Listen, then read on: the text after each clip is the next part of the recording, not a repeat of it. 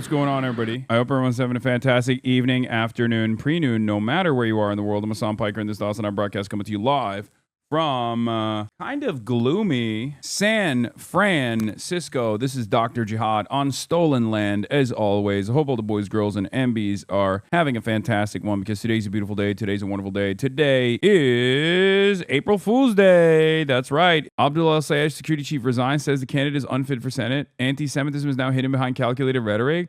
The member of the staff that leaked the recording of Abdul is a Destiny and Vosh fan. Campaigns vet your people. If they're fans of Destiny, you got to fire them immediately. Wait, what? Isn't he like some fucking jarhead Marine guy? What do you mean he's a Destiny fan? What the fuck? Come on, bro. Hassan regularly boosts terrorist organizations, Hezbollah, Hamas, Houthis. Should Democrats accept this into the big tent? Wait, this is the guy? This was his security guy? This was his like former security guy that leaked it to the fucking right-wing newspaper? Oh my God. That's unbelievable, dude. That is crazy. He's quote retweeting Representative Josh Gottheimer, BJJ Brown Belt, pro-liberalism, anti-DSA, Democrat field organizer, rugged individual. Check his following. Joe Walsh, Gottheimer, Saliza, Doney. That's fine. Searchlight Institute. Oh my God. This is like a fairly sophisticated operation, dude. Gabby Deutsch, Elizabeth Warren. This is the U.S. Marine Corps combat veteran who was ABDUL'S personal security.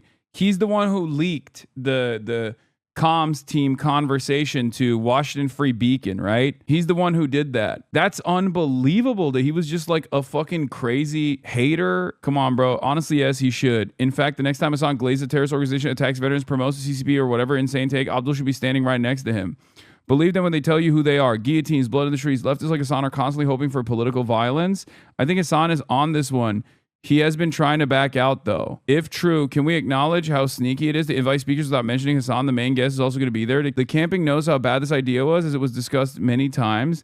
The only veteran on both your campaigns has some questions. Before I resign, I had to ask another staff member if the poor treatment was due to my work as a global war on terror veteran. You can't be pals with Hassan, who recently told the vet to enjoy his PTSD and claim to care about this. Wait, what the fuck? What the fuck? This guy is crazy. This is a crazy fucking guy to have as your like head of security. This got to be paid, right? This has to be like a guy who specifically wanted to get in on this campaign so he could potentially fuck it up, right? Like to do exactly what he's doing, right? What is going on, man? So Dr. ABDUL'S like comms team conversation after like how they were going to respond to like the Iran war. It didn't leak necessarily. Like someone literally gained access to the convo and delivered it to the Washington Free Beacon, which is like a right-wing outlet, right? The leak itself was totally inconsequential, and it actually made him look good. It didn't make him look bad at all. But it's incredible that like the guy who was responsible for it, he gave an interview to some fucking dude as well, and now they're doing like another coordinated attack on him. ABDUL'S security chief resigns, says candidate is unfit for Senate. Anti-Semitism is now hidden behind calculated rhetoric. By the way, Michael from PA is talking out of his ass. This dude resigned in January because he's rabidly pro-Israel. We have no idea if he's the one who leaked anything. The call got leaked, happened after he left. Don't believe everything you read online. We still don't know. Michael from Pennsylvania doesn't know everything, but he might be right on this,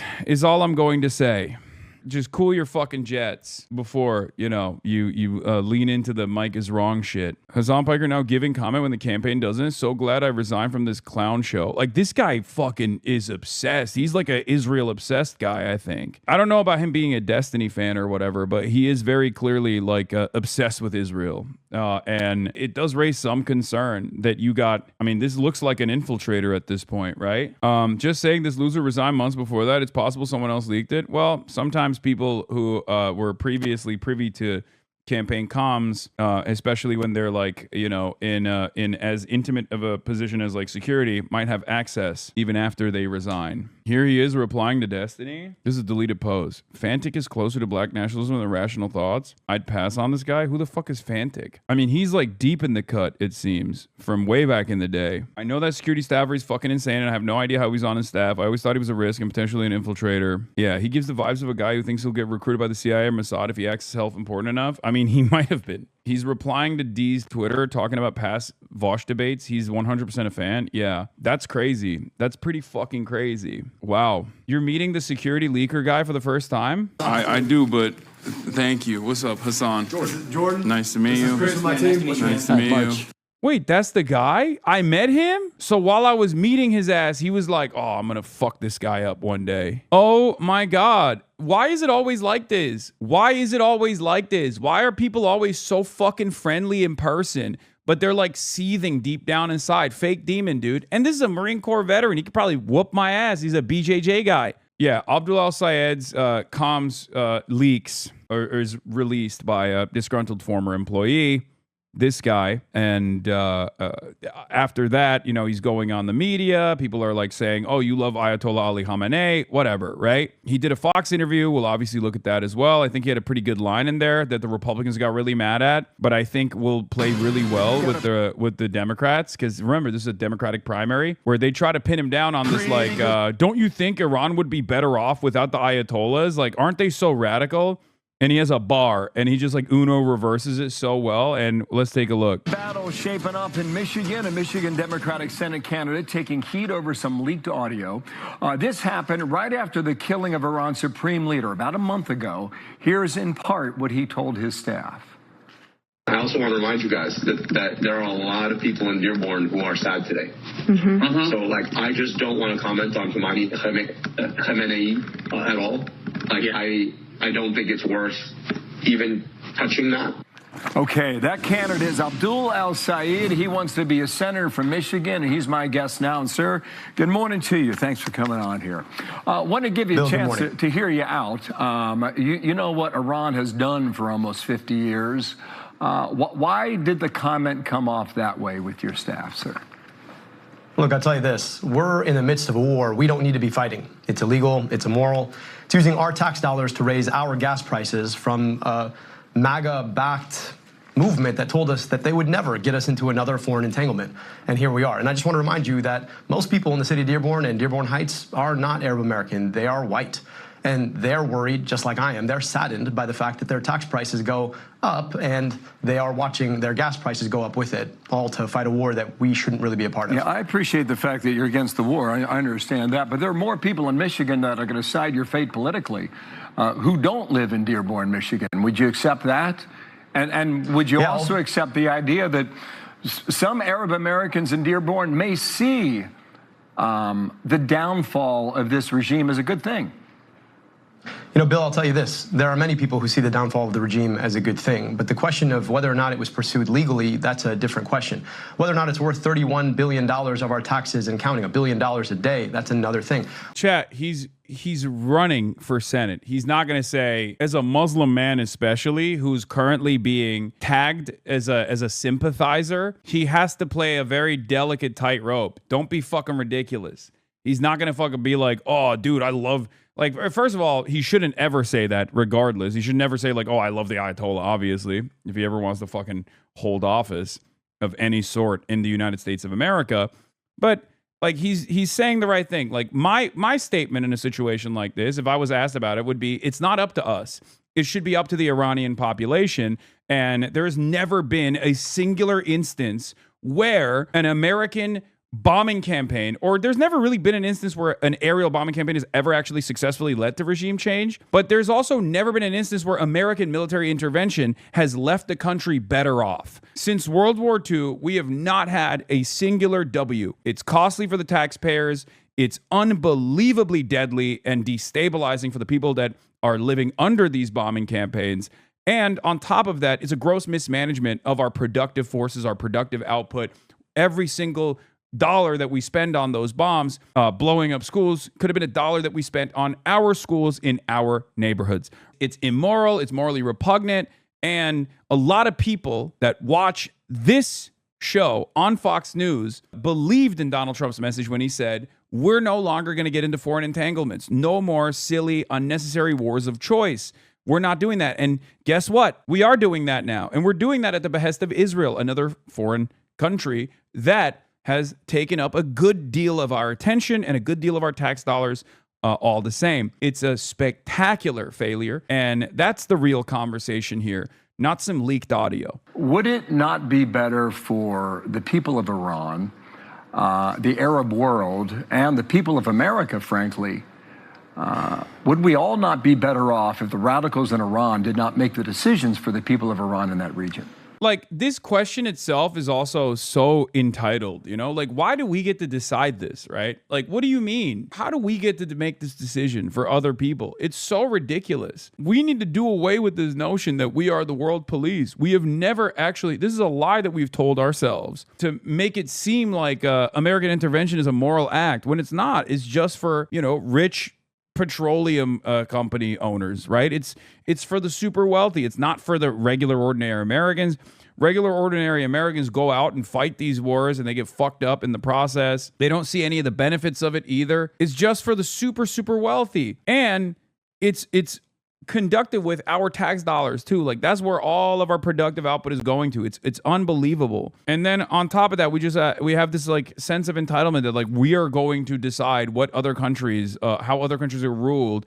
And it's also an inconsistent standard. It's one that we never apply to our allies, right? You don't apply this to Saudi Arabia. You don't apply this to Bahrain. You don't apply this to Qatar. You don't apply this to any other country that is aligned with the United States of America. We only decide like our foreign adversaries have a government that we don't like. Look, at the end of the day, I agree with you. Radicalism of any sort is bad. Meanwhile, you've got the Saudis, you've got the Qataris who are buying the Trump administration a jet that he plans to take after he's done with the presidency.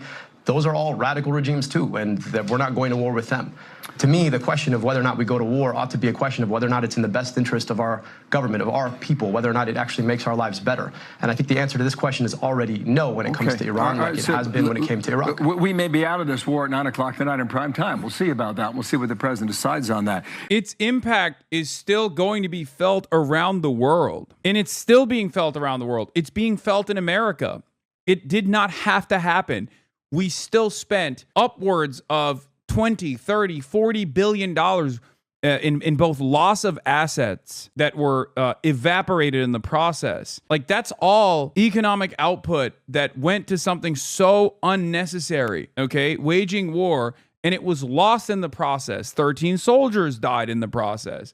Hundreds more are casualties. We don't know how severe those the woundings actually are. We don't know how severe their wounds actually look like. We killed 160 little girls in a school. We killed 20 school children playing volleyball. That was on the first day. And in the process, we collapsed the global energy market. And you're over here being like, well, I guess we can pull out tonight. What do you mean? We're just not going to hold the administration accountable for these unjustifiable actions because they felt like it? Like, what the fuck are you talking about? Ridiculous, right? Totally ridiculous. ABDUL'S, Detroit Free Press, and then the Times, to campaign with controversial streamer Hasan Piker rally sparked backlash in Michigan's Democratic Senate primary. I assume that meeting is going to take place. And if it was on the 7th of April, I do believe, this is what he said about the attacks on October 7th going back. In part, he said the following. It doesn't even matter. None of this justifies that Palestinians have a right to dignity, a right to emancipation, a right to live free lives, free from this occupation. Doesn't matter. Doesn't matter if rapes happen on October 7th. Like, that doesn't change the dynamic for me even this much. I don't know why you're doing this event, but I know you're going to explain it to me, just so our audience knows if they're not aware. At one point, he said about 9/11, America deserved it.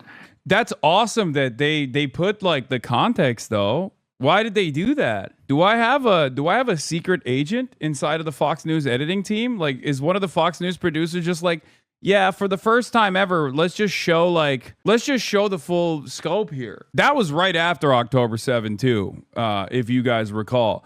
I've been consistent on my principled stance on this. The violence on October 7th does not justify the violence that came after October 7th. Nothing justifies a genocide. It's that simple. And that is a position that the overwhelming majority of Americans also believe in. So the idea that this is like a far out take or whatever, and not the fucking moral majority, is ridiculous. He said that what Hamas did is the lesser of two evils. Why saddle up with that individual? You know, Bill, at the end of the day, I don't go on any show where I agree with everybody. You and I clearly disagree on a number of things, including the war in Iran. To me, it's about speaking to a broader audience. I'm on this show right now because I'm wanting to speak to the broader audience who are getting a bum deal because of this war. And I'm wanting to speak with Hasan's audience too. So just because you invite somebody to campaign with you or you're engaging with them does not mean that you agree with them. Famously, the president had dinner with a known neo-Nazi among many, many others. Okay, that's crazy. Don't like that. Don't like being compared to a neo-Nazi. Come on, Abdul. Jesus Christ. Every day, 30,000 people and counting tune in to Hasan's stream. There's a lot of folks who don't watch Fox News. They don't watch CNN. They don't watch MSNBC. They feel locked out of our politics by a politics that is more focused on corporations and their well-being than theirs. I want to answer your question. This is an active decision that you're making. But the question, yes, it's an active decision to reach out to people who feel locked out of their politics to have a conversation, just like I'm making an active decision as somebody who's running in a Democratic primary to have a conversation on Fox News, where famously many of your viewers I appreciate you coming here today. I just want to squeeze this in because we're pressed on time with the Supreme Court. All right. Anyway, pretty good overall. I don't think most Fox viewers would make that connection to compare you to the Trump neo-Nazi. No, I mean, look, he's trying to say that, like, you know, Donald Trump is wined and dined with like far worse figures, right? The point is that this is like totally silly. They're trying to like, you know, quote mine to the best of their ability and actively try to get a candidate to look like they're inconsistent, right? That's it. You got to stand on your principles. You'd be like, this is what I believe. Ask me about my positions, not about like the positions of a Twitch streamer that I'm aligning with, because I'm very clear about why I'm doing this, right? There are things that I agree with him on. There are things that I'm going to disagree with him on. It's you know, utterly immaterial in the grand scheme of things, right? And that's the appropriate way to just like, you know, push back. And you can also obviously tack on the much broader message that it's like kind of ridiculous to try to play these sorts of gotcha moments at a time when like the energy markets are on fire, at a time when like the president has gone back on some of his key campaign promises, and there are a lot of people who are feeling dissatisfied with the way things are going. An affordability crisis that has only gotten worse. Everyday Americans are frustrated that we went to war alongside Israel for no real reason. And this is the supposedly peace president, right?